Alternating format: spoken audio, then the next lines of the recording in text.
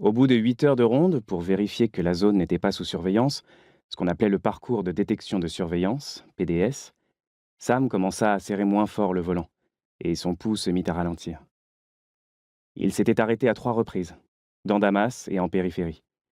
Il avait respecté tous les changements de direction de la procédure PDS, vérifié chaque fois la présence de guetteurs en jetant sans cesse des coups d'œil dans ses deux rétros. À chacun des arrêts, il avait attendu, pour essayer de débusquer la surveillance adverse. La chaleur brûlante transperçait le pare-brise, et la clim avait du mal à suivre.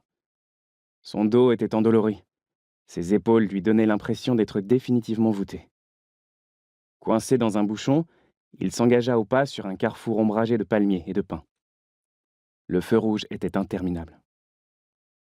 Ses doigts tambourinant sur le volant, il vérifia dans ses rétroviseurs, comparant chaque véhicule à tous ceux aperçus dans la journée. Le feu passa au vert. Un agent en veste de cuir de la Mukhabarat, la sécurité militaire, vint se poster au milieu de la chaussée, main levée. D'un geste, il ordonna à la première voiture de la file de s'immobiliser. Derrière lui, quelqu'un klaxonna. Un autre agent de la Mukhabarat tira en travers de la route un chevalet constellé d'autocollants du président Bachar el-Assad et ordonna à la première voiture d'avancer. Barrage beugla quelqu'un. C'était le 6e de la journée, mais le cœur de Sam se remit à cogner. Sous couverture officieuse, tout pouvait basculer. S'il se faisait prendre, il n'y aurait aucune immunité diplomatique. Pas d'échange.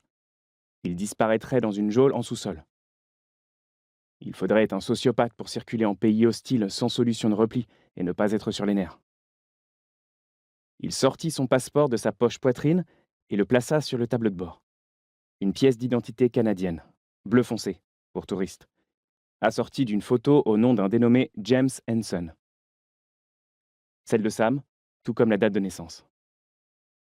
Il avait récupéré ce passeport au Security Intelligence Service du Canada, dans un quartier d'Ottawa, aux rues détrempées par la neige fondue, un jour de printemps, après avoir visité les bureaux d'une société de placement immobilier, Orion Real Estate Investments, une coquille vide très récente. Sa couverture était complètement étanche. Des humains répondaient au téléphone et aux emails, les Canadiens étant trop heureux d'apporter leur contribution en échange d'un siège à la table de débriefing, dès que Komodo serait en lieu sûr, à l'anglais. Les services de renseignement amis ne partagent rien. Ils échangent. De toute l'écurie de la station de Damas, Komodo se trouvait être l'une des ressources les plus productives.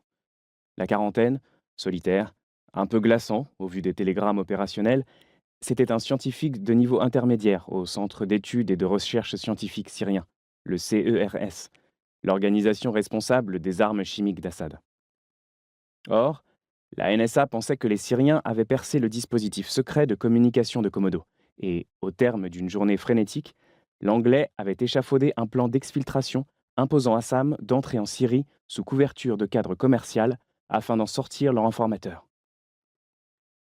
La CIA avait aussi décidé de rapatrier Val Owens, l'officier traitant de Komodo.